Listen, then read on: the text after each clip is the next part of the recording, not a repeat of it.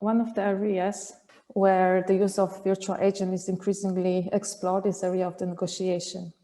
So the reason for it is that negotiation with agent, it saves time, it reduces negotiation efforts and facilitates negotiation training, which is especially beneficial for less skilled negotiators. And what's important here to emphasize is that when you think of the negotiation, we think of a dynamic interaction where both parties try to reach an agreement instead of only focusing on the individual gains. So in the recent years, an increasing amount of research focused on endowing virtual negotiation agents with the social skills comparable to human. And one of such examples is the skill to adapt the negotiation tactic of the agent. So it can range from no concession on one extreme to complete concession on the other one. And these different tactics have shown to result in differences in negotiation perception and outcomes.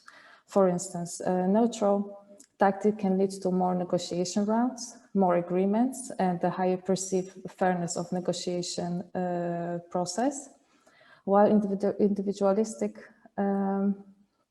tactic may lead to higher offers from opponents or the higher satisfaction when negotiation is ended with an agreement. Another social skills of virtual agent is to display behavior compared to humans, such as dominance. And by implementing multimodal non-verbal cues, such as body movement, facial expression, eye gaze, head tilt, and turn-taking, it was shown that dominance as a signal of power can affect both and the perception of negotiation and outcomes of negotiation. For instance, high dominance led to more persuasiveness and to higher individual gains in the study of when we look at human agent negotiation. At the same time, it might result in lower satisfaction and a lower willingness to negotiate with agent displaying high dominance. So in this study, we are especially interested in the vocal dominance because a vocal cues has never been closely looked at in the context of human agent negotiations. And of course, next to that, each of us show different attitudes toward negotiation. Some of us, they prefer to avoid any type of interaction like that, while the other one are highly engaged. And those differences also might cause different responses to a dominant opponent.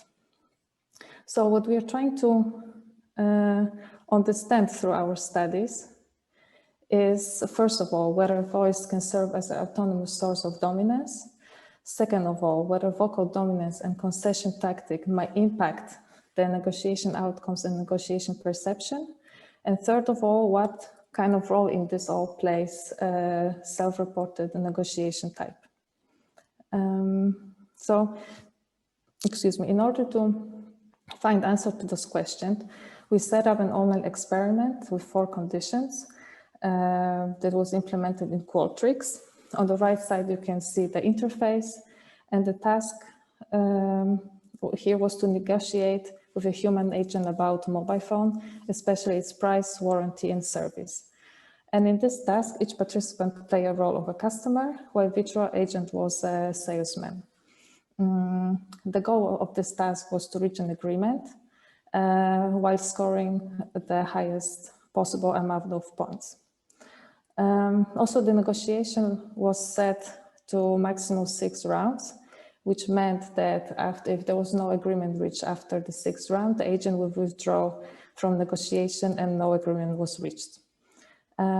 As you can see on the right side, the communication of the agent was implemented by audio files, and to which each participant could respond by accepting an offer, propose a counter offer, or withdraw from the negotiation without any agreement.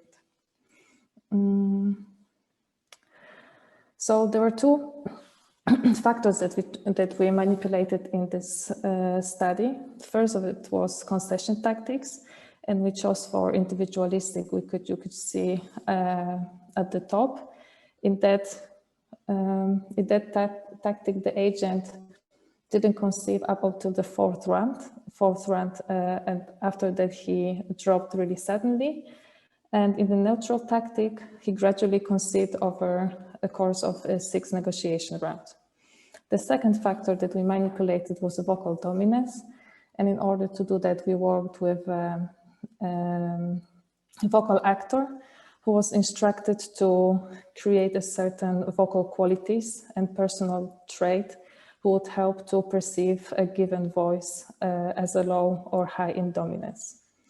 To acquire information about negotiator type of the participant, we simply ask them to self-report whether they consider themselves competitive or collaborative.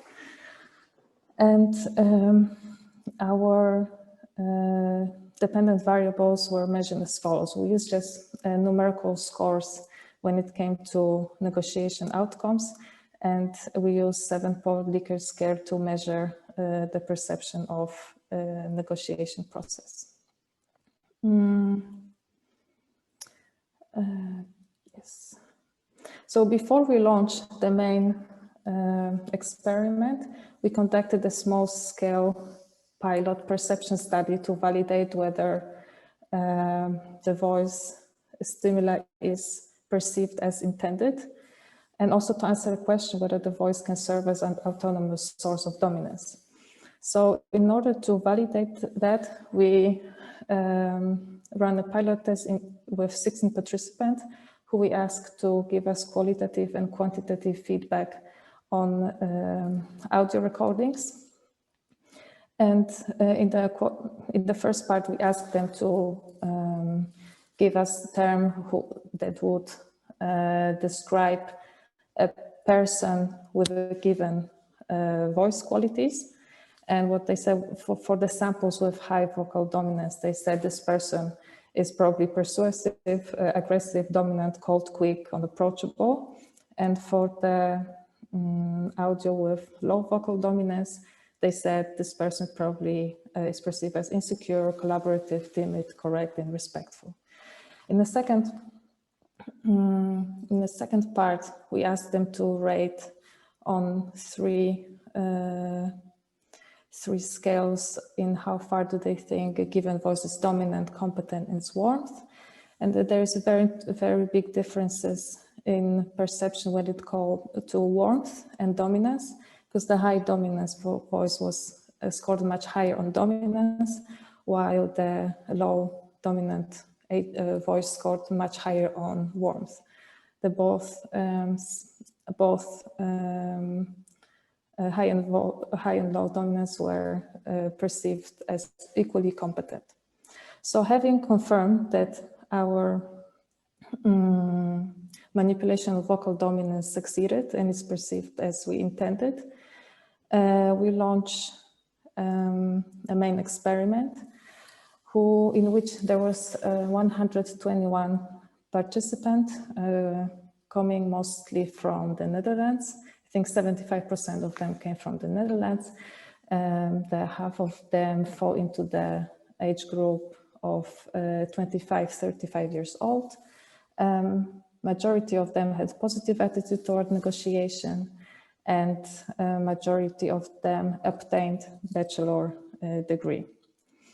So in order to answer our second question, whether vocal dominance and concession tactic can influence negotiation outcome and negotiation perception, we ran a two-way Markova test, which showed us that vocal dominance in combination with negotiation tactic does not cause any significant differences when it comes to negotiation outcomes and perception.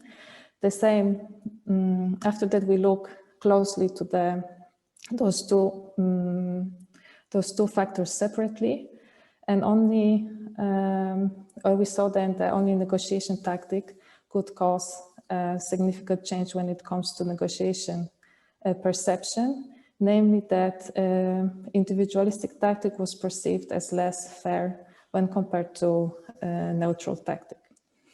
But as we were also interested in the influence of negotiator type, we decided to split our data into subset, competitive and collaborative, and run again the statistical test to look closely at the role of the negotiator type.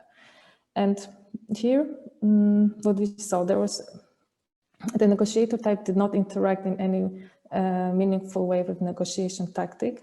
However, what we saw that in group of competitive negotiator, when he interacted with a high vocal dominance agent, the negotiation ended in lower number of rounds. When we look closely into collaborative group, this group perceived negotiation process as more fair when they interacted with low dominance agent, which was not the case when they interacted with a high dominance agent. What can we conclude out of our study? So first of all, vocal dominance did not lead directly to higher negotiation outcomes. And we think it might be due to expressiveness of implemented modalities. So in our study, the level of dominance could be inferred only from voice. So without additional cues as facial expression or gesture, the effect might have been milder than it would have been when using multiple modalities. Second of all, participants perceive the individualistic tactic as less fair than neutral one. And the possible explanation for this might be that just as in human-human negotiation, the lack of flexibility in regards to value adjustment might have led to the feeling that the other person, like the other side of the partner of the negotiation, cared only to achieve his own goals. And thirdly, participants perceive a difference with regards to vocal dominance. However, it depending on their own negotiation style, the effect was different. So competitive group ended negotiation with less rounds when negotiating with high vocal dominance agent. And we think that competitive negotiator might have applied hardball tactic and end the negotiation earlier in hopes that the agent will come back with a better offer. Conversely, competitive negotiators, when interacting with low vocal dominance agent, felt like there was much more to gain. Therefore, it resulted in higher amount of rounds. When it comes to collaborative negotiator, they perceived negotiation as much fair when interacting with low vocal dominance agent. And this is interesting as the perceived fairness was not significantly different for the individualistic tactics versus the neutral tactic for collaborative group, while it was the case for the whole sample. So based on this, we conclude that vocal dominance, much more than the actual offer, could influence the perceived fairness. And thank you. That's it. And you're of course welcome to ask any question now or contact me afterwards. Thank you.